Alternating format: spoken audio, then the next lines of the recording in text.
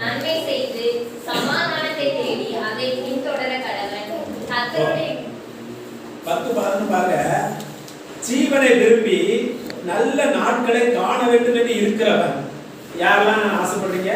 நமக்கு ஜீவன் இருக்கணும், நல்ல நாளை காண வேண்டும் என்று யாரெல்லாம் ஆசைப்படுறீங்க? நமக்கு வேதம் நமக்கு அறிவுரை சொல்லுது. என்ன அறிவுரை சொல்லுதுன்னா, பொல்லாப்புக்கு தன் நாவையும் கபடத்துக்கு தன் உதடுகளையும் விலக்கி காத்து.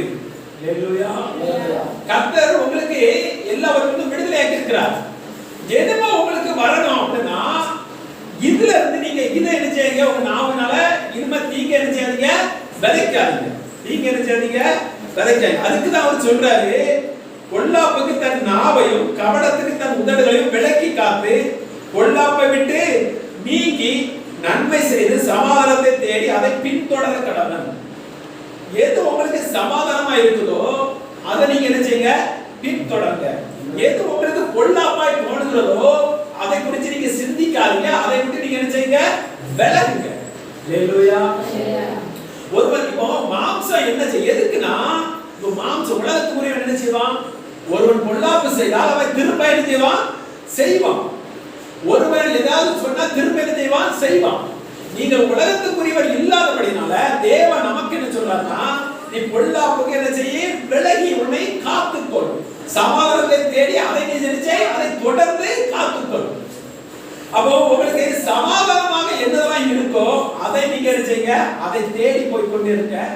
உங்களுக்கு பொல்லாப்பு மாதிரி என்னதெல்லாம் தோணுதோ அதை நீங்க என்ன செய்ய, விட்டு விலகுங்க. எதற்காக அப்படின்னா 9 படிச்சு பாருங்க. அதுல தீமைக்கு தீமையும் உதாசனத்துக்கு உதாசனத்தையும் சரிக்கட்டாமல் அதற்கு பதிலாக நீங்கள் ஆசீர்வாதத்தை சுதந்திரித்துக் கொள்ளும்படி அழைக்கப்பட்டிருக்கிறீர்கள் என்று அறிந்து ஆசீர்வதியுங்கள். எதற்காக சொல்றாருன்னா, தீமைக்கு தீமையையும் உதாசனத்துக்கு உதாசனத்தையும் சரி கட்டாமல் அதுக்கு பதிலாக நீங்க என்ன செய்யணுமா, நீங்க ஆசீர்வாதத்தை சுதந்திரித்துக் கொள்ளும்படிக்கு அழைக்கப்பட்டவர்கள் என்று அறிந்து நீங்க என்ன செய்யுங்க, ஆசீர்வதிங்க. ஒருவர் உங்களுக்கு பொல்லாப்பு செஞ்சு கொண்டிருக்கிறான், உங்களுக்கு தீமையை செஞ்சு கொண்டிருக்கிறான், உங்களை உதாசனம் பண்ணி கொண்டிருக்கிறான், உங்களை அசட்டை பண்ணி கொண்டே இருக்கிறான் அப்படின்னா நீங்க அவங்களை சபிக்காதீங்க, அதுக்கு நேராக நீங்க எதிர்த்து நிற்காதீங்க.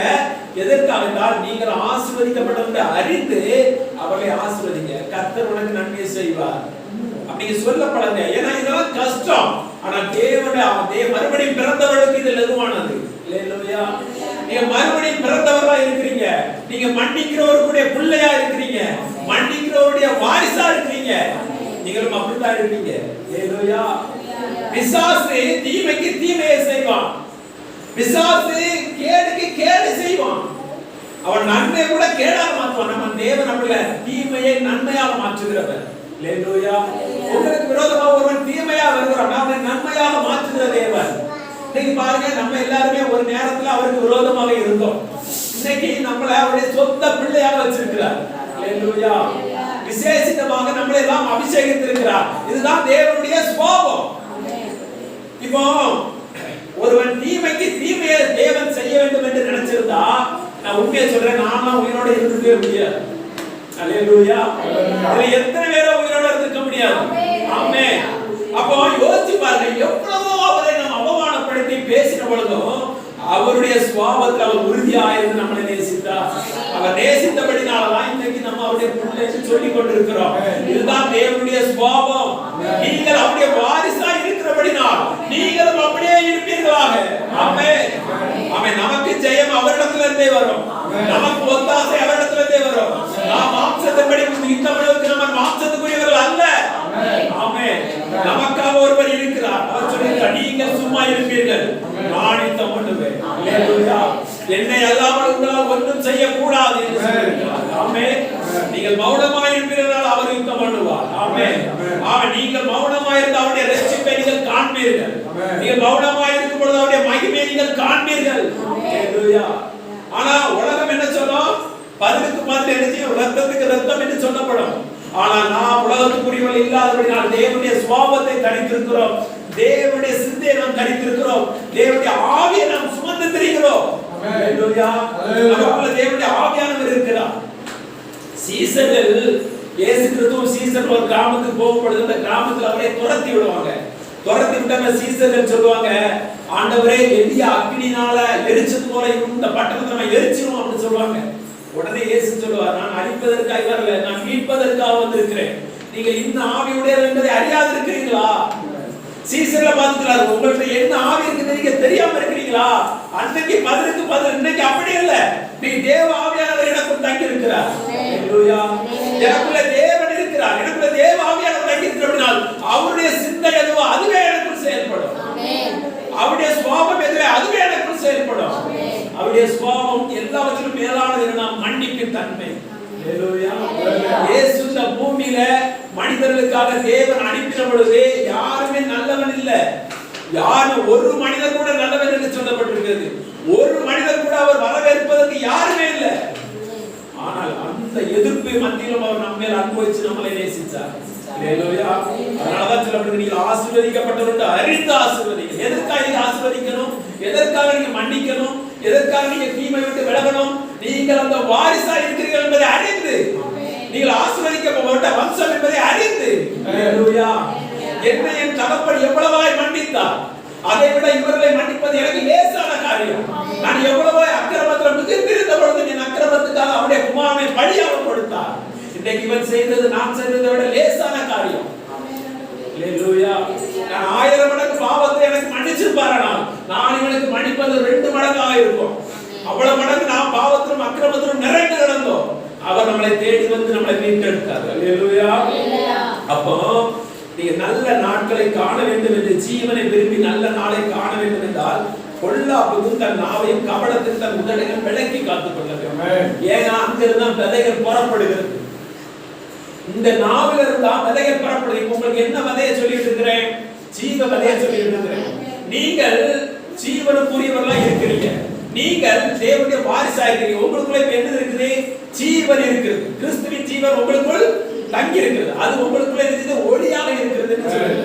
அந்த ஒளி எல்லாவற்றையும் உங்களுக்கு என்ன செய்யும்? வெளிப்படுத்தும். நீங்க நன்மையானதை குடித்துக் கொள்ள வேண்டும். ஹalleluya. நீங்க நன்மையானதை குடித்துக் கொள்ள வேண்டும். உங்க நாவில ஜீவனுக்கு ஏதுவான வார்த்தைகளை பேச வேண்டும். பக்திக்கு ஏதுவான வார்த்தைகளை பேச வேண்டும்.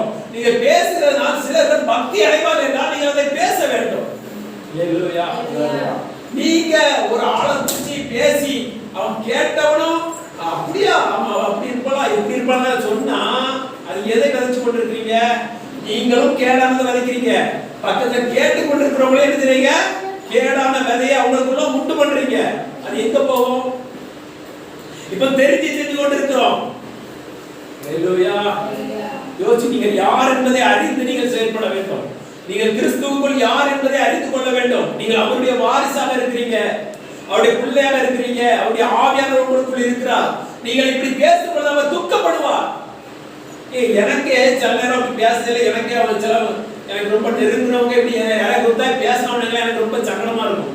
ஐயோ கதையை போட்டுட்டே இருக்காங்க, நாளைக்கு இவங்களுக்கு அப்படி இருக்குதே, இவங்க இன்னைக்கு விதைக்கிறாங்க, நாளைக்கு உங்களுக்கு அந்த நிலைமை வந்துடக்கூடாது அப்படின்னு நம்ம அப்படி சொல்ல முடியாது. ஆனால் நமக்குள்ள ஒரு வேதனை இருக்கும். உங்களுக்குள்ள தங்கி இருக்கிற பரிசுத்த ஆவியானவர் எவ்வளவு வேதனை இருக்கும் என்பதை யோசிச்சு கொள்ளுங்க. நீங்கள் அப்படி அப்படி பேசும் பொழுது உங்களுக்குள்ள தங்கி இருக்கிறவர் எவ்வளவு வேதனைப்படுவார். அதனால பரிசுத்த ஆவியானவரை துக்கப்படுத்தாதீர்கள். அவர் உங்களுக்குள்ள தங்கி இருக்கிறார். ஹalleluya. அவர் உங்களுக்குள்ள தங்கி இருக்கிறார். அதனால நீங்கள் அதை புரிந்து கொள்ளுங்க. அப்போ இப்போ நீங்க இந்த 3 வசனத்துல நீங்க பாத்தீங்கன்னா நீங்க ஆசீர்வதிக்கப்பட்டவர் என்று வசனம் சொல்லுகிறது. நீங்க ஆசீர்வதிக்கப்பட்டிருக்கிறபடினால அதை அறிந்து ஆசீர்வதிங்க அப்படின்னு வசனம் சொல்லுது. அதே போல ஜீவனை விரும்பி நல்ல நாளை காண வேண்டும் என்று இருக்கவன் இந்த நாவையும் பொல்லாப்புகள்லாம் இருந்துச்சுன்னா விலக்கி சமாதானத்துக்கு எதுவே நீங்க தேடி காத்துக் கொள்ளுங்க. ஹalleluya. உங்களுக்கு எதெல்லாம் சமாதானத்துக்கு எதுவான வார்த்தை கிடைக்கிறதோ அவங்களோட நீங்க ஐக்கியமா இருங்க. பக்திக்கு எதுவா யாரெல்லாம் உங்களோட பேசுறாங்களோ அவங்களோட நீங்க ஐக்கியமா இருங்க. அப்படிப்பட்ட வார்த்தை எங்க கேட்கிறோ எங்க உங்களுக்கு கிடைக்கிறதோ அங்க நெருக்கமா இருங்க. ஆமென். நம் பிள்ளைகளுக்கு அவர்கள் நன்மையா இருக்கிறதா இருக்கணும், முள்ள இருக்கிறதா இருக்க கூடாது. அது குத்த ஆரம்பிக்கும். ஹalleluya. நீங்க அடுத்தவங்களுக்கு நன்மை செய்ய பழகுங்க, நன்மையை பேச பழகுங்க, விடுதலையை குறித்து கூறுங்க, நீங்கள் விடுதலையாக்கப்படுவீர்கள். எந்த அதுல இருந்தாலும் நீங்க நம்பிக்கை பத்தி கவலைப்படாதமா. இயேசு உங்களுக்காக செஞ்சுக்கிறாங்க, நிச்சயமா மாற்றுவார். உங்களை அற்பமா சொன்னாலும் பரவாயில்ல, நீங்க அப்படி பேசுங்க. அப்படி பேசும்போது நீங்கள் விடுதலையாவீர்கள். ஆமென். நீங்கள் விடுதலையாவீர்கள். உங்களுடைய பாவங்கள் மன்னிக்கப்பட்டிருக்கும். ஏன்னா நீங்கள் மன்னிப்பு தன்மையை பேசுறீங்க. நீங்கள் மன்னிப்பை விதைச்சு கொண்டிருக்கிறீங்க, நீங்கள் மன்னிக்கப்படுவீர்கள். நீங்கள் நீதியை விதைச்சு கொண்டிருக்கிறீர்கள், நீங்கள் நீதிமானாய் இருப்பீர்கள். ஹalleluya. எந்த ஒரு பாருங்க, இந்த மூணு விதமானது இருக்கும். அடுத்த 1 பேஜ்ல 3:16